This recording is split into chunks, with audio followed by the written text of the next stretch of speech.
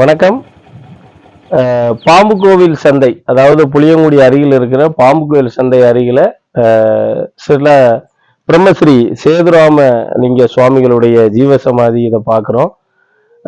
வெள்ளையப்பர் பிள்ளை விநாயகர் கோவிலுடைய ஜீவசமாதி இருக்கு. வெள்ளையப்பர் சமாதிக்கு மேலே விநாயகர் பிரதிஷ்டை செய்யப்பட்டு அங்க அவருடைய ஜீவசமாதி.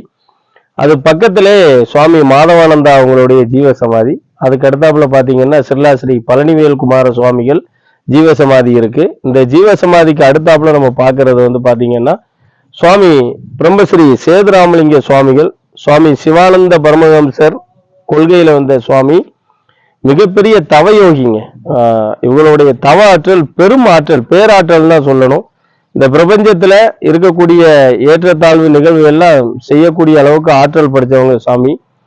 ஸ்ரீ பழனிவேல் குமார சுவாமிகளும் பிரம்மஸ்ரீ சேதுராமலிங்க சுவாமிகளும் ரெண்டு பேரும் நேரா உட்காந்து ஆர்குமெண்ட் பண்ணி பேசினாங்கன்னா அதை கேட்க கேட்க அவ்வளோ ஆனந்தமா இருக்கும். ஜாதகம், பிரசன்னம், வாஸ்து, நியூமராலஜி, இப்படி பல வித்தைகளை பத்தி சுவாமி வந்து பயங்கரமா ரெண்டு பேருமே ஆர்குமெண்ட் பண்ணுவாங்க. அதே மாதிரி சித்த வேதத்தை பத்தி சுவாமி சிவானந்த பரமஹம்சரால் எழுதப்பட்ட சித்த வேதத்தை பத்தி ரெண்டு பேருமே ரொம்ப ஆழமா சொல்லி அந்த கருத்துப்படி வாழ்ந்தவங்க. சுவாமி சேதுராமலிங்க சுவாமிகள் வந்து மிகப்பெரிய தவயோகி, இருவருமே பெரும் தவயோகி. தவத்துல பேராற்றலால சுவாமி ஸ்ரீ பழனிவேல் குமார சுவாமிகள் சமாதி அடைந்த 11ஆம் நாள் சாமி சமாதி. ரெண்டு பேருமே ஒரு மிகப்பெரிய நண்பர்கள். நண்பர்கள் சொல்ல விட அண்ணன் தம்பி அப்படிங்கிற ஒரு பாசத்துல ரெண்டு பேருமே பேசக்கூடியவங்க. சாமிக்கு ஒண்ணுனா அவங்க வருவாங்க, அவங்களுக்கு ஒண்ணுனா இவங்க வருவாங்கன்னு மாறி மாறி ரெண்டு பேரும் பக்கத்துல இருந்து பின்னி பிணைந்த ஒரு மிகப்பெரிய குரு சிஷியர்கள். அந்த ஒரு தவ அடிப்படையில தான் ரெண்டு பேருமே வாழ்ந்தவங்க. சாமியுடைய ஆற்றலும் எண்ணற்ற ஆற்றல். சாமி பல பேருடைய தீராத வியாதிகளுக்கு மருந்து கொடுத்து தீர்த்திருக்காங்க. பெரும் வைத்தியர் தான் கைப்பட மருந்து தயார் பண்ணி கொடுத்தா கேளாத நோய்கள் எல்லாம் கேட்கும் என்று சித்தர் அகத்தியர் நூல்கள் பயங்கரமா படிச்சு அதுல இருந்து வைத்திய விதிமுறைகளை சாமி தெரிஞ்சிருக்காங்க.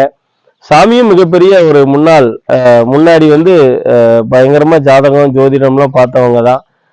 ஒவ்வொரு ஆற்றல் ஒவ்வொரு தான் வெளித்தன்மைக்கு வரையில, சிவானந்த பரமஹம்சர் கொள்கைக்கு வரையில எல்லாத்தையுமே தொடர்ந்து ஒரு தவயோகியா வாழ்ந்த ஒரு யோகி.